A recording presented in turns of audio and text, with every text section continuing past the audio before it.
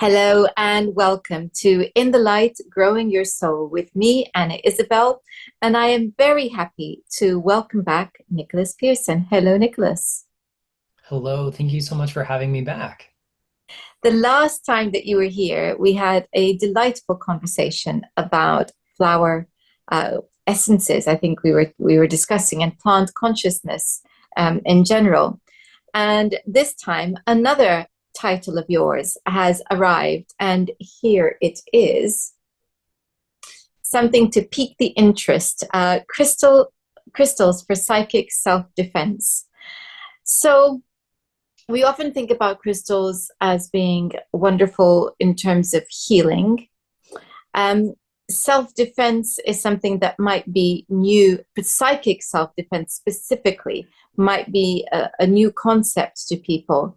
So, Nicholas, can you perhaps give us an idea of why we need psychic self-defense? Sure, this expression, psychic self-defense, comes to us from a very famous occultist of bygone days, Dion Fortune, and the practices she's describing, I think a lot of other people might know by terms like protection or maintaining their light, or maybe we could say increasing the amplitude of one's energy. So it's a lot of different ways to express similar concepts. And, fundamentally, we live in a world that's not always geared towards people who are more sensitive than others. And sensitivity, in really loose terms, can apply to a lot of things.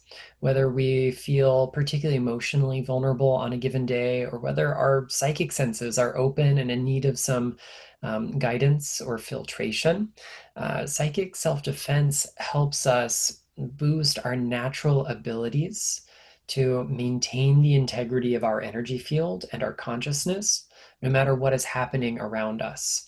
It is not necessarily a case where we are trying to push out or stave off bad things versus good things, because energy itself, generally speaking, is quite neutral.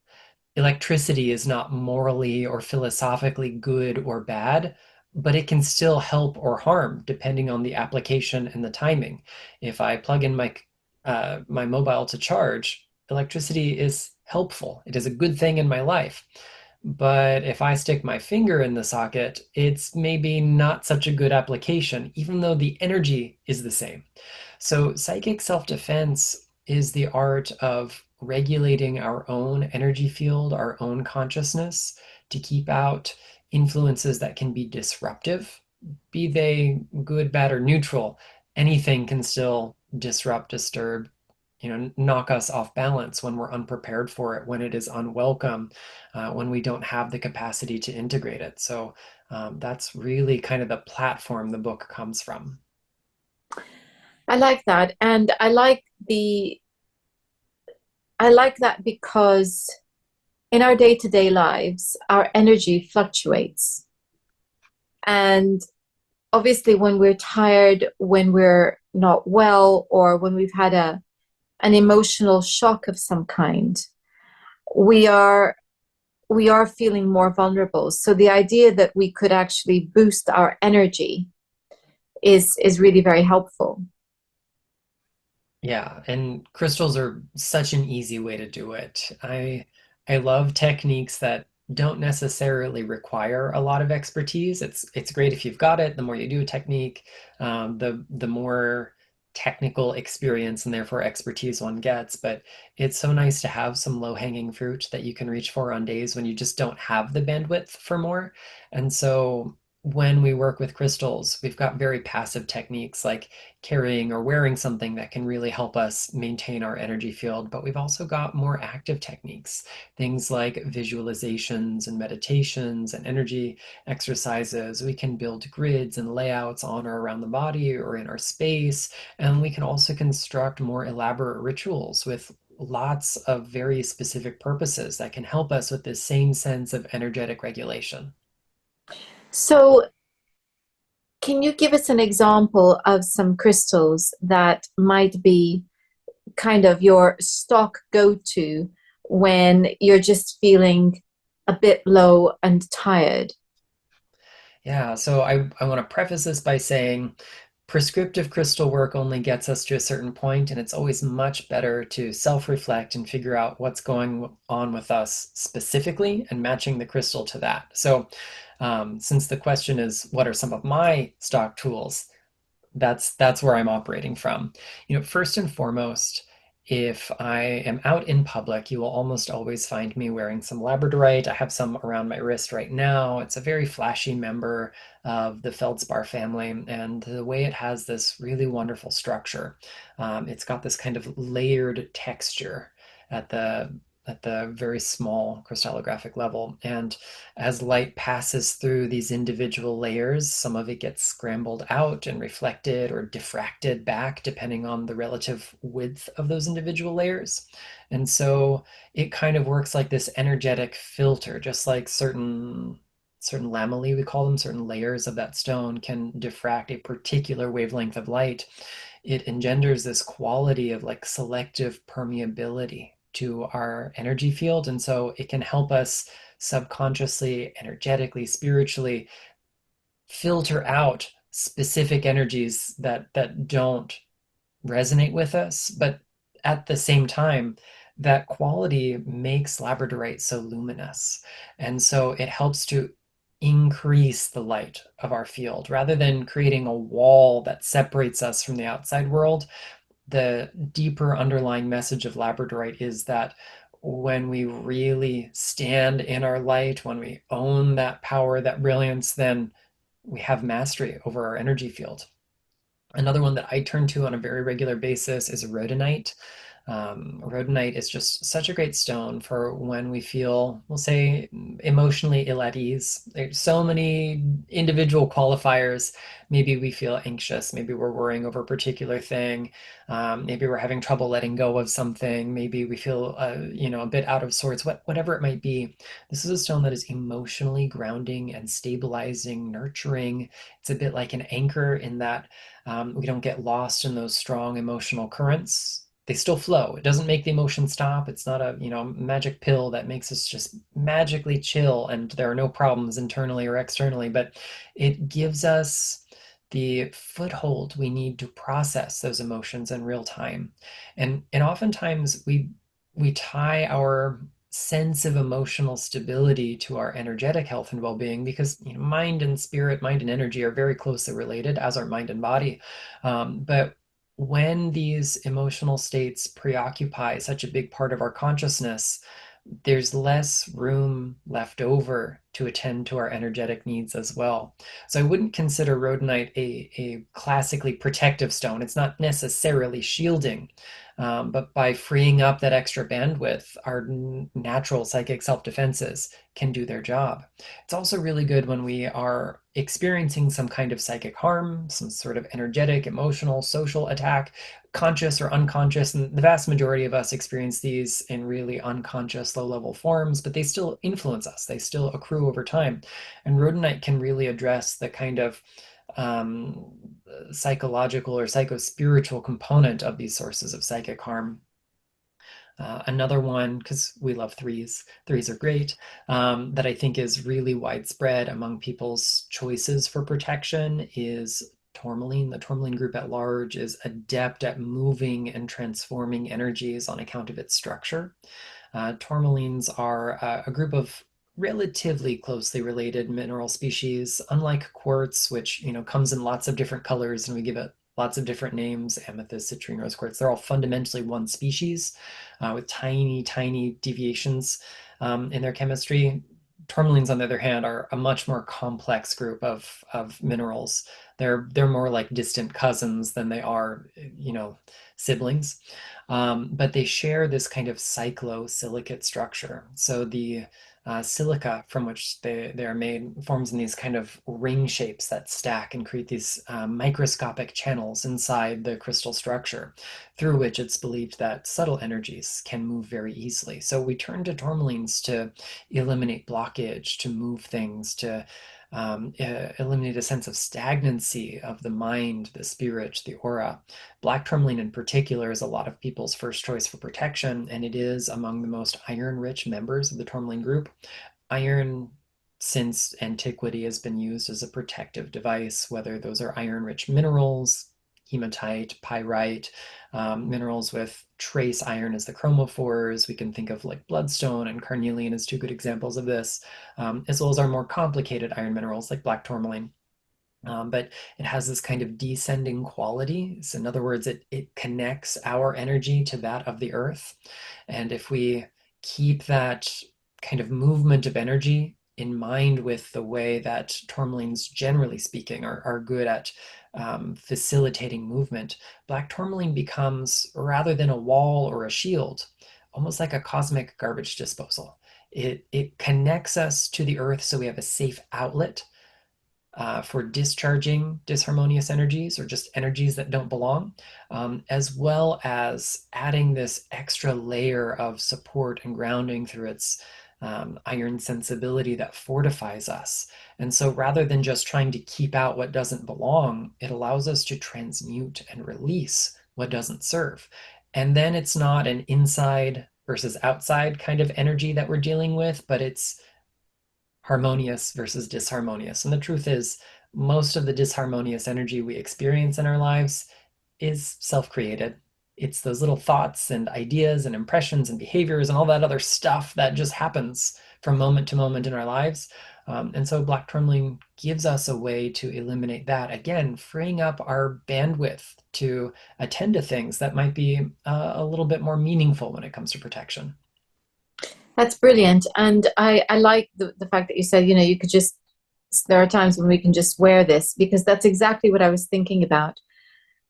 The, it takes a little bit of, and it takes a considerable amount of energy sometimes to think through what is bugging us. And there are times when we just don't have the energy to do that. And we need that boost just to get to the point where we can ask the relevant questions, to be able to untangle whatever it is that is disturbing us. So that's exactly what I was looking for. Thank you. And I think it's very clear that a lot of the discomfort we feel is self-generated. I think also for those who are sensitive, we can pick up on energy around us. And you talked about that being an unintentional, unconscious thing that goes on. But what happens is it possible to actually have or be affected by somebody else's ill will, or somebody actively wishing harm? So there are a lot of layers to this. And of course, we can start by saying, yes, it's possible. It is even probable for many of us. But it's kind of like there's a difference of order of magnitude here, as well as frequency of occurrence. And something can be very, very frequent and a low order of magnitude. And just because we're inundated by it, it can have the same effects as the really, really rare instance of someone consciously projecting harmful energies at us.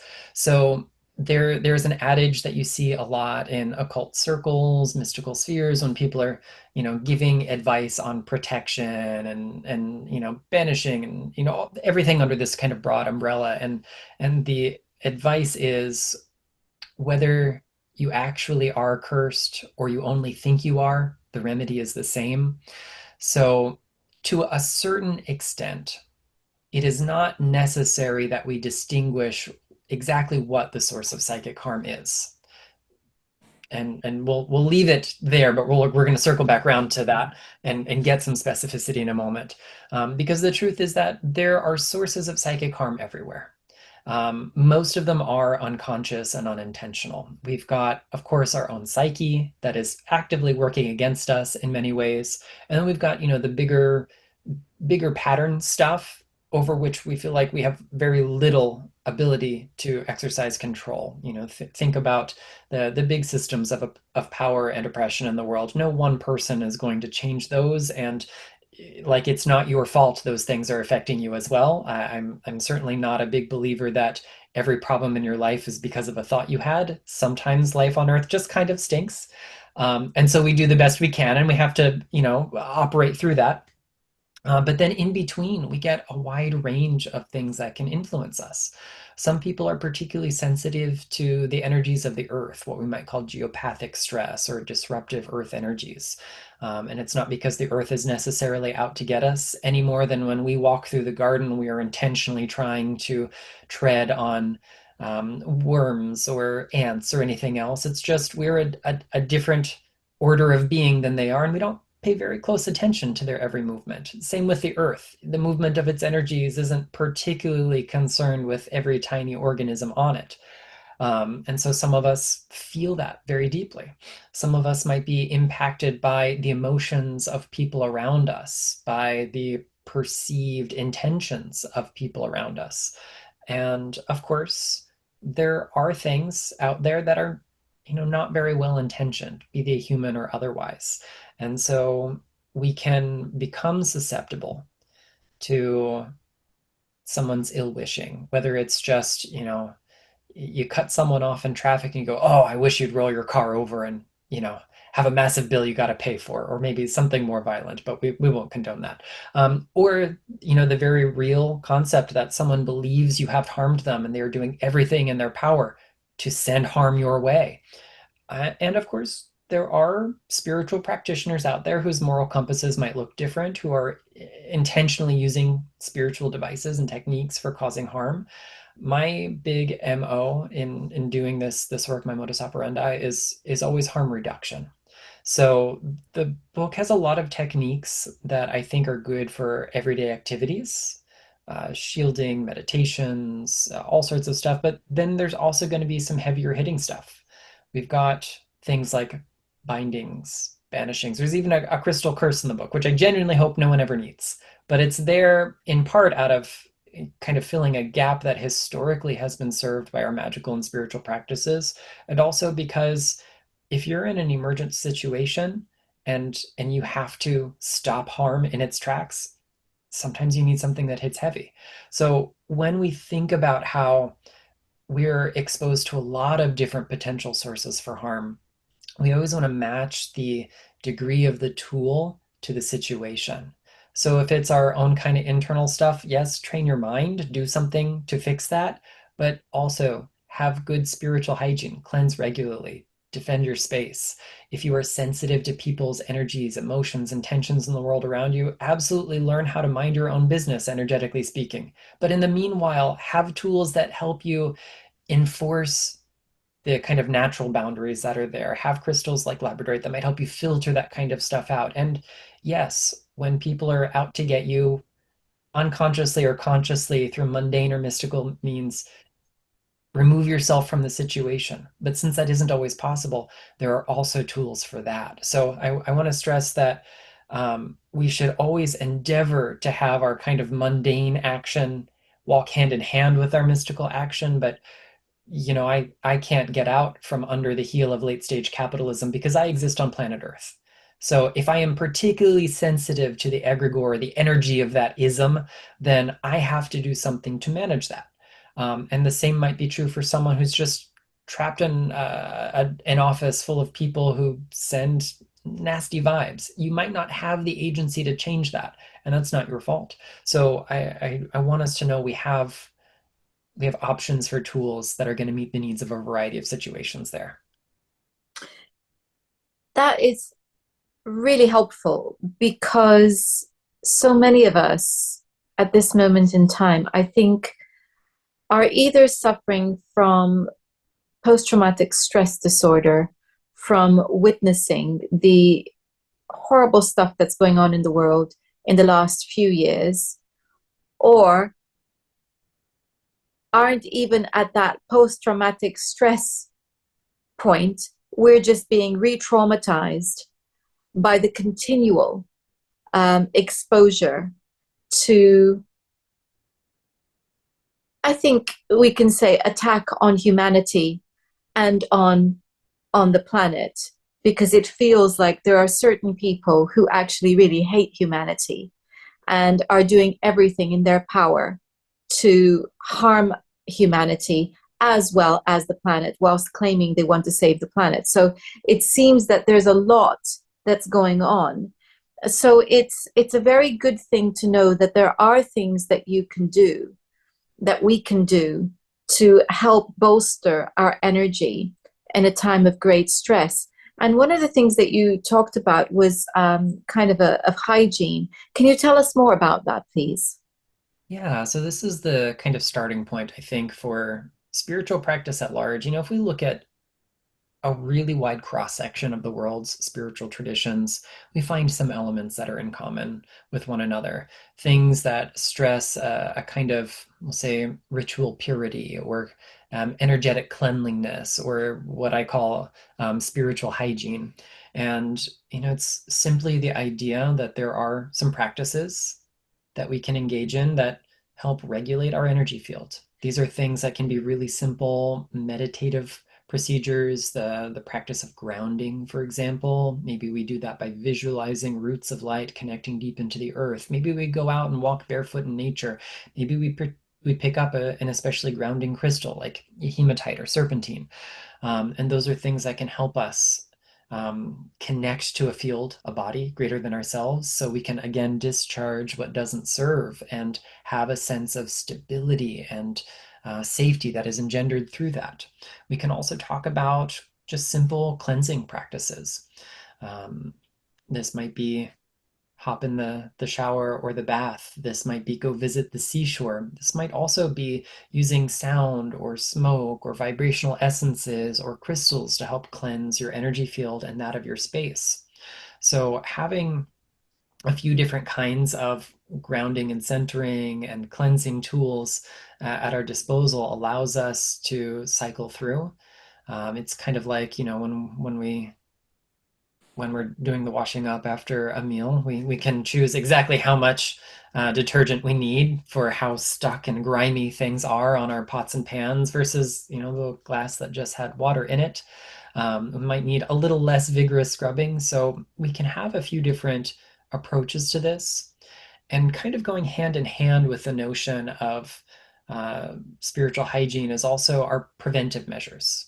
So it's good to know how to wash your hands. It's even better when they're clean to put on gloves when you do the dirty work so you don't have to wash them continuously. And that's where our shielding and other kind of, we'll say, really foundational protective practices come in. I like to think of them as an extension of our spiritual hygiene. They enhance our ability to kind of purify and maintain the integrity of our energy field, and vice versa.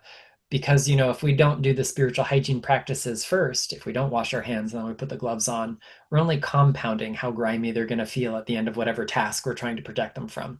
So it's really a both and situation rather than an either or.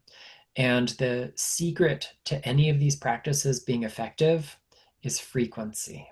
Having a regular practice. Regular just means occurring at predictable intervals. So once a day is regular, once a week is regular, once every third Tuesday of the month is regular. But that one might not be frequent enough as well. So we need to like bear in mind that some practices are frequent just because we need them. How many times in a day do you wash your hands? And it, you know, vary depending on what you do with your life. If you are working in the medical field, seeing a lot of patients, you're probably washing your hands way more than I do as an author typing on the keyboard at home. So we adjust the frequency and the regularity to the needs of a given experience. But I have simple routines that involve cleansing when I come home from work, which look a little bit different than a quick trip to the grocery store, unless it's a particularly, shall we say, energetically grimy trip to the grocery store. And then I have things that I do maybe on a weekly basis to maintain the hygiene of my home. This might be cleansing by smoke or sound. I have certain kind of seasonal practices that are a little bit more intense at certain kind of benchmarks throughout the year, in part because those days of power, those kind of astrological transits might be meaningful to me, but also it's just a really good reminder. Oh, I haven't done this since last time this thing happened, so maybe I should do it again. So as long as we build in frequency and regularity, then we're good to go on our kind of spiritual hygiene practices. That's brilliant. There's so much in what you said there, and I guess I was listening to you, and I was thinking about how when I first approach a crystal, I can usually feel their energy quite strongly. Um, and then after a while, I don't feel it anymore. And the question I guess I have I attuned myself to the crystal, or is it that the crystal has lost some of its energy and needs cleansing? Yeah, so there's nuance in both ends of this. So let's let's start with this idea of cleansing first, because I think it's just a good conversation to have generally. Um, I don't think I have ever met a crystal lover, practitioner, healer, magician, take your pick of identifiers here, that cleanses their crystals, all of their crystals, often enough. And I'm including myself in this because it's just not practical for me to cleanse every crystal every day because my energy comes into my space where my crystals are every day. So, I have some gentle kind of ambient methods that cleanse the energy of my space and hopefully carries over to the crystals in that space. Um, but the reason we cleanse isn't necessarily because crystals have lost energy or because they've picked up on bad energy. It is simply that crystals are much better at remembering things than we are. The nature of their crystal structure endows them with a sense of, we'll say, an ability to record a tiny impression of whatever energies, experiences, or events transpire around them. And I mean, we live in an increasingly digital world, so the metaphors are a little dated, but it's like having a tape recorder, just recording constantly. Eventually, you run out of room on the tape. I guess in modern day, eventually the cloud gets full of storage, albeit much later than if it's analog recording device. So the reason we cleanse is so we can wipe the tape clean and start over again. And hopefully to set the tone with exactly what we hope to record by inviting that crystal into a very intentional relationship. So if it's a crystal that I'm wearing, say my Labradorite, which I wear most days, I'm cleansing it regularly because when I go out into the world, it has the energetic effect that it's having on my field with, that ability to filter out stuff. But it's also witnessing the energy of the world and recording that in its kind of energetic structure. And so as more of its storage is taken up by those things, less of it is freed to do the job that I'm aiming to get from it. And so cleansing just gets us that baseline, helps reestablish things. So regular and frequent cleansing can give us a better sense of what's happening with our crystals. They shine more brightly when they're not kind of energetically full of dust. So that's one half of it. But then also there's this idea of when we start building a relationship with crystals, a new crystal in particular, it often feels really energetically active. And over time, that feeling can diminish. And there can be a lot of factors for it. One of them, are we cleansing regularly? Probably not as regularly as we truly need, depending on the nature of the work. And that looks different for everyone. I'm not saying you always need daily cleansing. Sometimes you do, sometimes you don't. But the other nature is something I think you've really hit on the head, and that is as we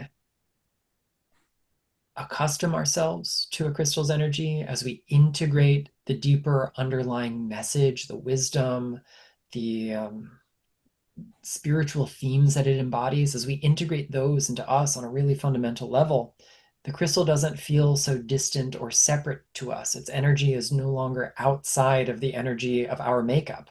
That's a good thing. If our constitution is changing in response to the healing work, then it is probably a little bit more stable, more well adjusted, less likely to be disrupted by outside influences. So theoretically, any crystal helps us achieve these things, just in slightly different ways. And the truth is that it's a little bit like falling in love with someone in the beginning.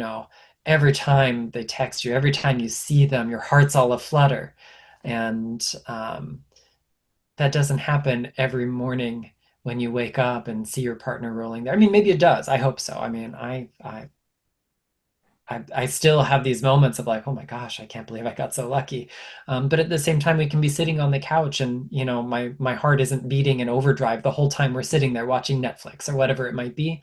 And it's the same with our crystals. In the beginning, you know, we've got that like new romance kind of energy going on, and it does feel a little alien and alluring. But over time, it feels comfortable because it's almost like an extension of who you are. And that's actually a sign of good work. If we're always chasing the high, then we're probably missing the magic that comes from the ordinary experiences of stones. On the flip side of this, crystals that can feel really uncomfortable can represent energies just so far beyond our kind of constitutional makeup on an energetic or psychological level that they feel really disruptive because they're aiming towards a blind spot in us. So, you know, feeling our crystals isn't always about feeling the warm and fuzzy. Sometimes it's taking note of what feels a bit uncomfortable because they're revealing uncomfortable truths. And as we work with those crystals, we can end up with those kind of warm and fuzzy and you know maybe transpire to get to that place of it just feels very ordinary to us. It doesn't happen overnight, but it's still a good thing to bear in mind.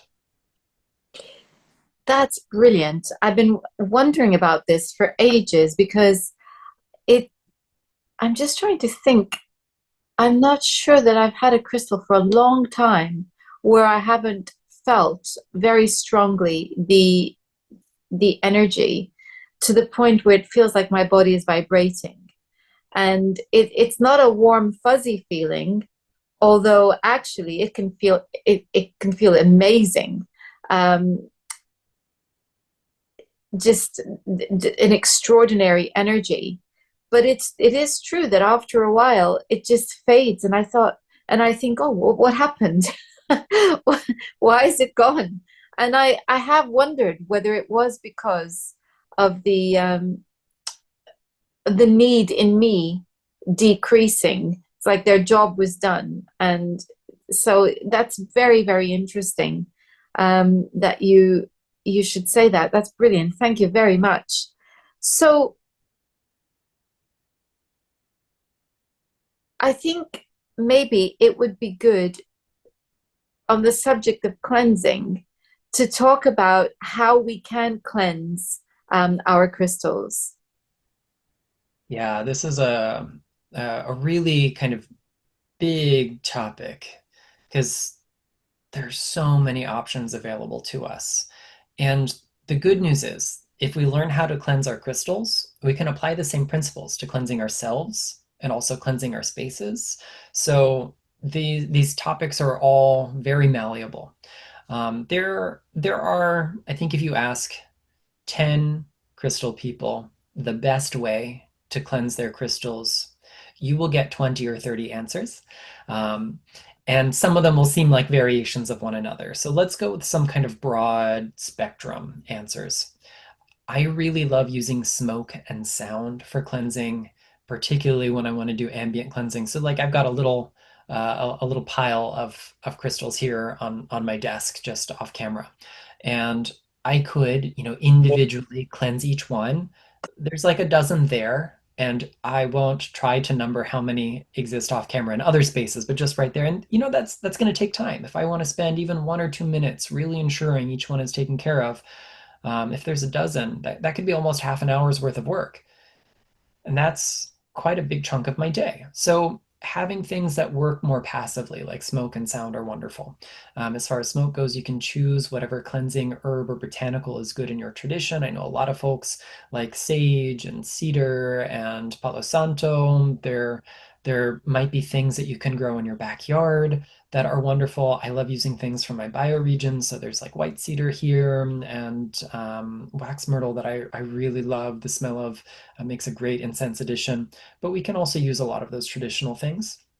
And smoke is great because it is symbolically kind of produced through the fusion of the elements and therefore carries this kind of alchemical quality to our space. It's also safe for all of our crystals. Sound is another great one. You could use fancy singing bowls, you could use drums, you could use anything you like. You'll see a French horn off camera here and a conch shell. Those are tools that I've used for sound cleansing. And if you don't have an external tool, you have two of the oldest instruments, the two oldest instruments with you always, probably. You have the oldest percussion instrument. You can clap your hands or stomp your feet. And the oldest wind instrument, the voice. These are also things that we can do. It doesn't have to be, beautiful operatic singing. It can just be intentional vibration of your vocal cords. Sound is great because there's a kind of mechanical quality to it. So it relies on just a little bit of physics to facilitate this kind of cleansing. Beyond that, we can use the breath. We can use visualization, meditation, and prayer. We could use essences, elixirs, vibrational sprays. I've got a couple here just off camera that I use on a pretty regular basis, and they have wonderful effects. Some crystals can be put in sunlight to cleanse. Some will fade in sun pretty noticeably in a matter of minutes, if not hours. Others are great for water, some not so much.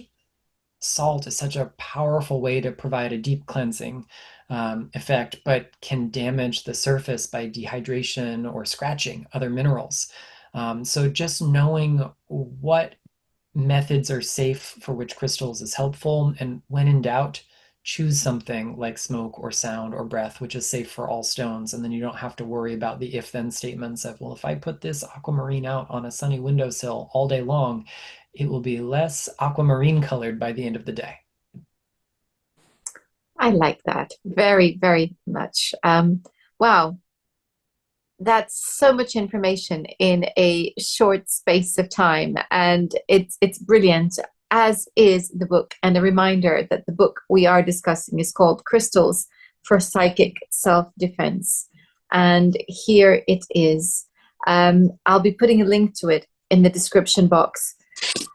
Nicholas is a mine of information of all sorts of matters, psychic.